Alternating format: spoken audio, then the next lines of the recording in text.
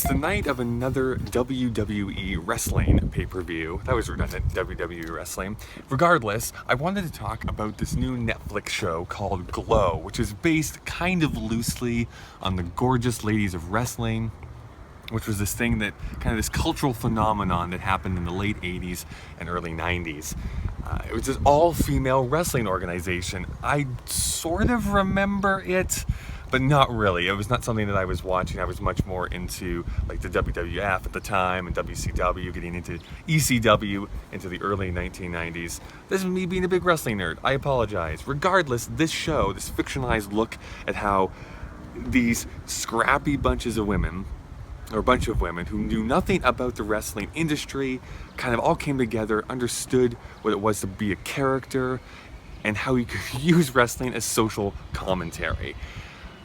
The cast, I mean, the two biggest ones that you're going to probably know are Alison Brie from Community, and another show that I'm blanking on, and then also Mark Maron.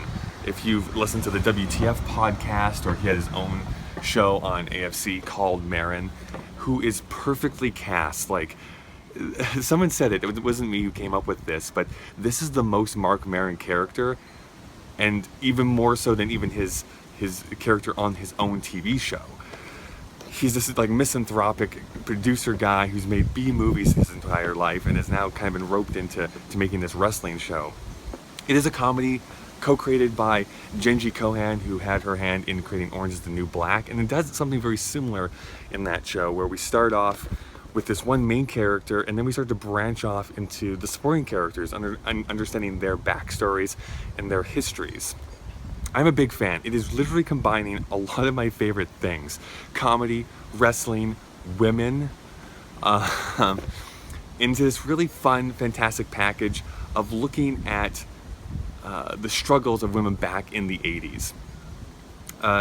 The other big thing I will say, as a wrestling fan, I appreciate how much the show does show how ridiculous wrestling is, but never shows it as a joke, which is a very big difference. Regardless, it's only 10 episodes. Each are about 30 minutes long. It's not going to be a hard thing to power through if you want to, but definitely a high recommend from me. I'm 6 episodes in, so unless it totally craps the bed in the final 4, it's a big recommend from me.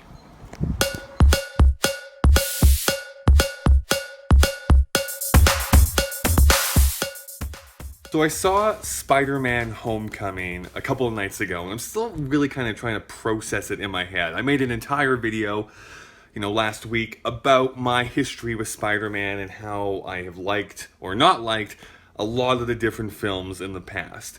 So how did I feel about this movie, where it seems like they've brought him back into the main Marvel Cinematic Universe? It appears that Marvel's going to have a hand in the evolution of Spider-Man from this point forward.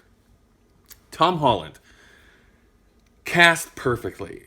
My biggest frustration with Spider-Man up until this point is that either the actor chosen was a good Spider-Man but a bad Peter Parker, or was a good Peter Parker but a bad Spider-Man.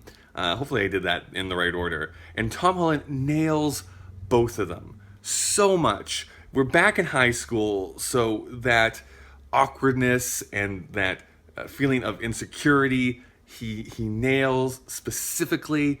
And when he's Spider-Man, I think it's maybe because of his dancing background, but he's able to move and crack jokes and feel real in this world. He is still very much a teenager.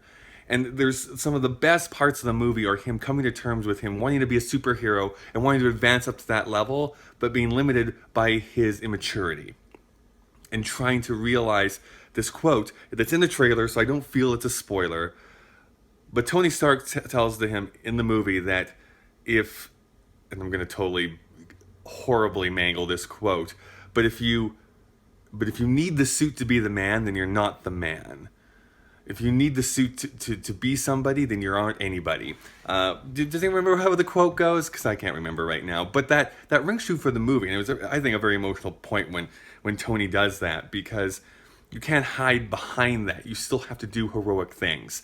And that's the thing that I love the most, is that, not to throw DC under the bus, but it always almost feels like DC is always I'm embarrassed that they have superheroes where it's like we're the gritty superheroes and we don't care about anything and buildings exploding. Blah. Well, Spider-Man runs into a fire to save somebody who is evil. That is the type of hero he is. He doesn't care if you're good, you're bad. He is a hero and he is going to do heroic things. He has a no kill policy, so he's going to try and do this without hurting anyone, killing them in the process. So all the interpersonal relationships are handled so well. The casting is spot on. The only kind of nitpicks that I have going into it is that there does seem to be Marvel picking these directors, these indie directors, to come aboard, and they don't really know how to shoot action very well. There's points in this movie. There's a scene that happens kind of aboard this airplane, and even the main battle near the end. It's just a lot of random stuff happening on the screen that is not very invigorating. It's not very visually dazzling. It's just like we have to get to do this to get to the after part. I think Spider-Man is still my favorite character. I really, really loved this movie. I still don't think we've made the best Spider-Man movie that can possibly be made. This is so close, guys. This is so close to that.